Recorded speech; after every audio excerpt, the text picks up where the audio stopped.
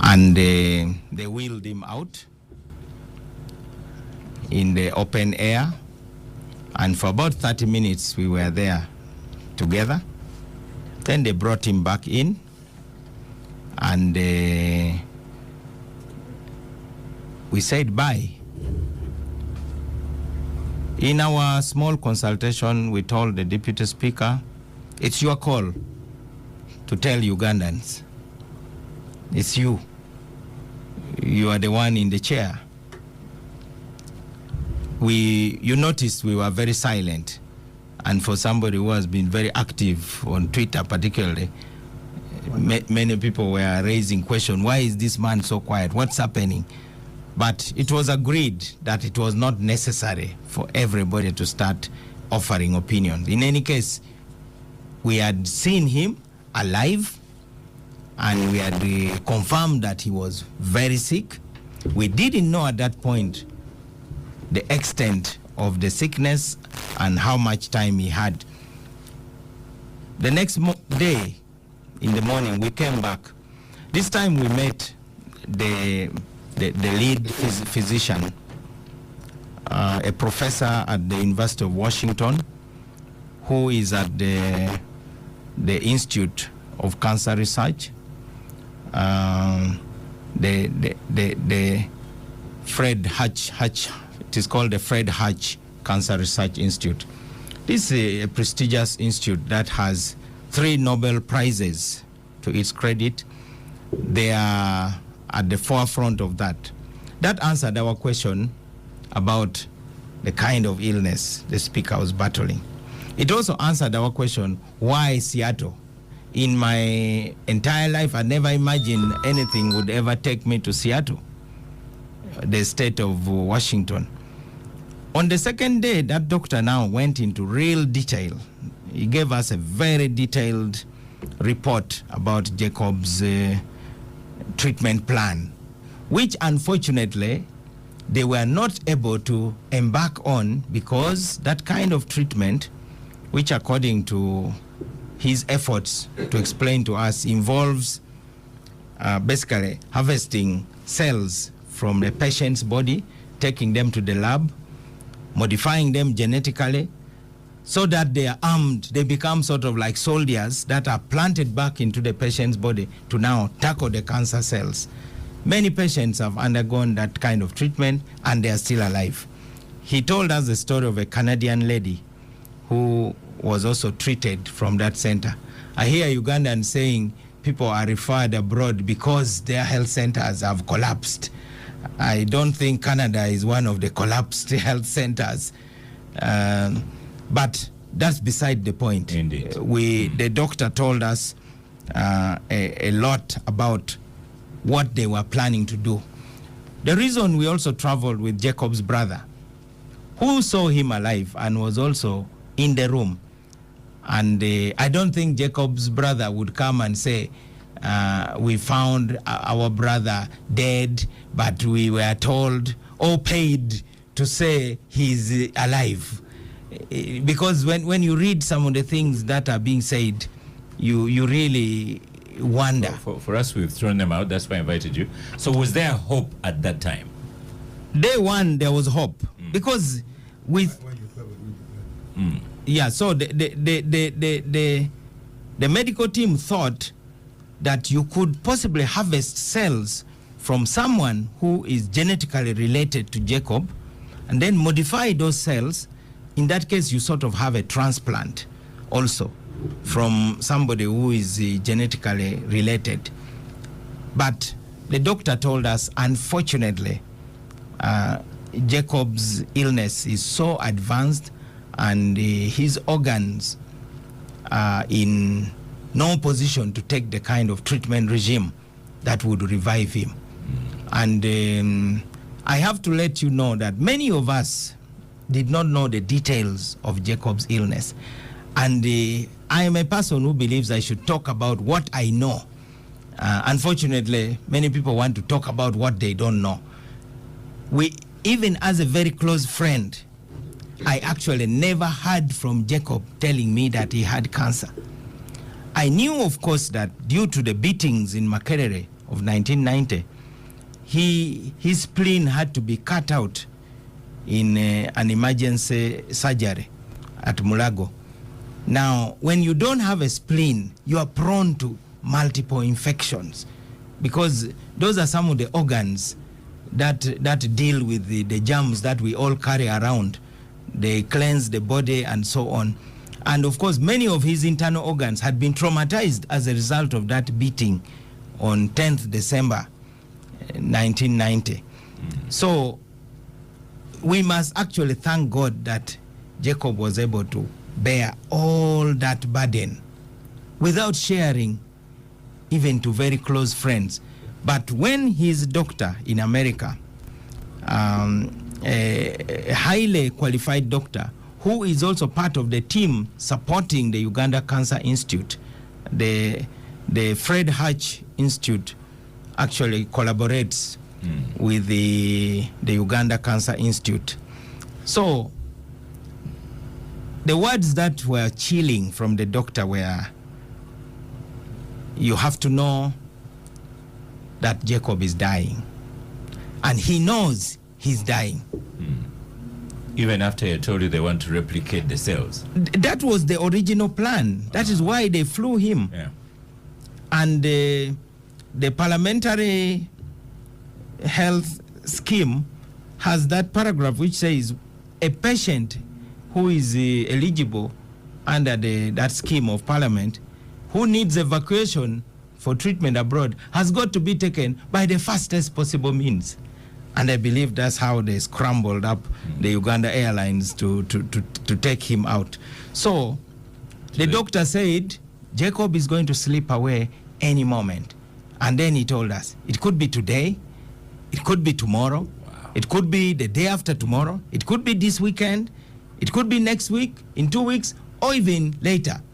But we are doing our best to keep him stable and to ensure that he is as comfortable as possible in his final days. And this was on your day 2. And that is when I now talked to the team leader, the deputy speaker, and the chief justice and said, I have to say something. That's when I put that tweet and I ended it with, it is well. And then Ugandan said, Mao has sent us a signal because of this Christian song commonly sung at funerals, that it is well with my soul. But if indeed it was a signal that we have accepted that we are losing Jacob. To me, that was important for my own sake also. I knew that this was a goodbye. We didn't know it would happen so soon, and we planned to see him before traveling out. But after the doctor spoke to us, remember his brother was supposed to remain in America. So the speaker took a decision with the chief justice that Jacob's brother should come back home quickly to go and brief the father. And indeed, he traveled with the speaker. The chief justice and I remained for an extra day. Now, in the night, I got a call from the chief justice, who had been called, I believe, by the Minister of Health. And the Minister of Health had been called by the doctor while she was mid-air somewhere, probably over Russia. Because I doubt whether it is Ukraine, but I know that the plane passes via Russia, the Arctic Ocean. So she gets a phone call. She gets a phone call and she's told, and she informs the president. Then she calls the chief justice. I was asleep. The chief justice calls me and tells me, your brother is gone. It was a very, very sad moment. He died at about 10:50 p.m. of Saturday night, which here would be sort of Sunday. So the chief justice then instructed me that, I know you have a big mouth, you're probably going to start saying a lot, but you also know. No one had that. No exchanges, please. So he told me, wait until the president has officially announced Jacob's death. The president has instructed everybody to not say anything until the family, the entire family, the children, the father, the immediate family is informed. And indeed, I just held my phone like this, waiting to see the president's announcement. When I saw the president's announcement, then I also typed a short message, which I then released. So the Ugandans obviously are waiting to get the medical report from America, because they spent more than a month investigating what could be happening. I think that is the credible report that Ugandans are waiting for, and it should be shared by professionals, because these have been very complicated processes over the years.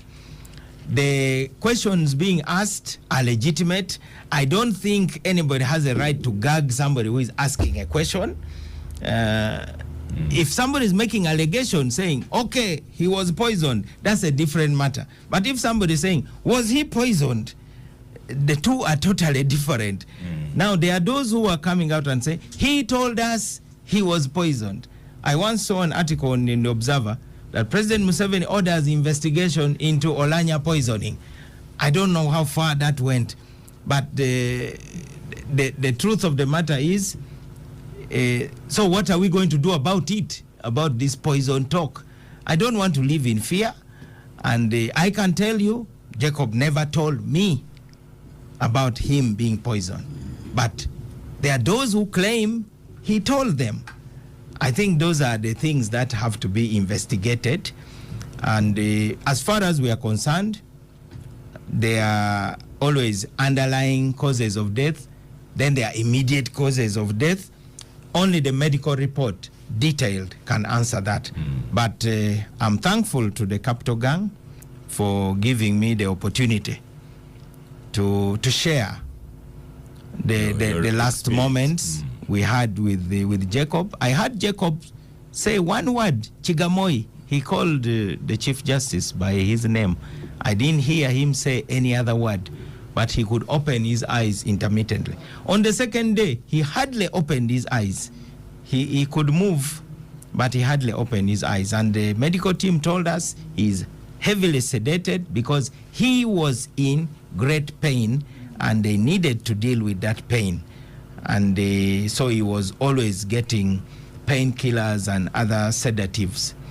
The doctors committed to us that they would make sure he is as comfortable as possible. And his son came just before he died, actually the day before he died. The son, who is a student in Atlanta, Georgia, in the USA, he is called Ezra. He had exams, but he still traveled to see his father. But Jacob didn't want the children to come, but eventually the son was already boarding. Another daughter who lives in Arizona was also there by his bedside. And of course, those of us who went there, he spoke on phone frequently with his daughter, Atim. And as for me, Jacob spoke to me last on phone when he was still at Mulago, having been stabilized to be strong enough to travel for treatment in America. And we had like a 5-minute conversation. He told me, man, I'm like a prisoner here. People are not allowed to see me. Everybody who comes here must take a COVID test. I feel like I'm under arrest.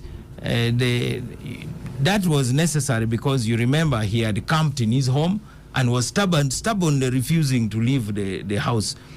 But it was not necessarily because of him, but Dr. Cheng and the Ugandan doctors, plus Dr. Orem of the Cancer Institute, had decided that they could not just take him to Mulago because hospitals are also headquarters of infections.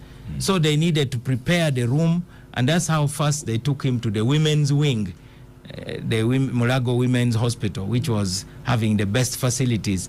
And so later they moved him to a better facility in order to stabilize him. And it is from there that he traveled. But Ugandans should know that Jacob invested a lot in taking care of himself at his own expense, and probably only shared with some very close people. And even then, not all the details, because he wanted to keep his illness private. It is not for us to start talking a lot about the health of a person who did not intend that his health should be public. Unfortunately, he died as the Speaker of the Republic of Uganda. So naturally, he is a subject of discussion. Yeah. And if the country did not rally quickly to carry out these processes, these are the times when you can easily have a constitutional crisis. But I can testify that he went peacefully. So those who are publishing videos on social media, bringing the late Kafeiro's songs and so on, I say shame upon you. Jacob died peacefully.